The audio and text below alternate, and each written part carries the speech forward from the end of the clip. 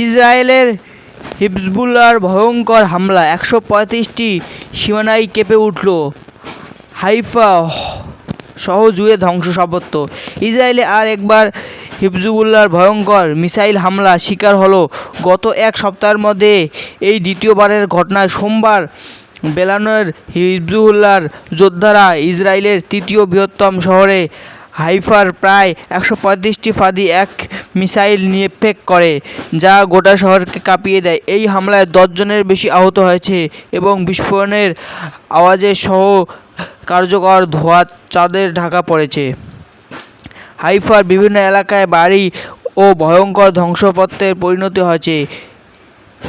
Hezbollah প্রথমবারের মতো এই ফাঁদে এক মিসাইল ব্যবহার করছে, যা ৮০ কিলোমিটার দূরত্ব পর্যন্ত টার্গেট ভেদ করে সক্ষম। মিসাইলের শক্তিশালী ফায়ার পাওয়ার ইসরায়েলের আয়রন ডোম প্রতিরক্ষার ব্যবস্থাকেও ছাড়িয়ে যায়।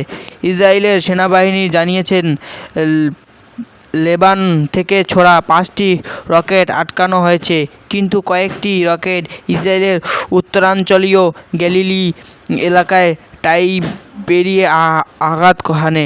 অন্যদিকে ইসরায়েলও দক্ষিণ লেবাননের হিজবুল্লাহর ঘাঁটিগুলোর উপর সামরিক অভিযান জারি রেখেছে, যেখানে বিমান হামলার পাশাপাশি স্থল অভিযান চলছে। এখন পর্যন্ত হিজবুল্লাহর সঙ্গে যুদ্ধে ইসরায়েলের ১১ জন সেনা প্রাণ হারিয়েছে।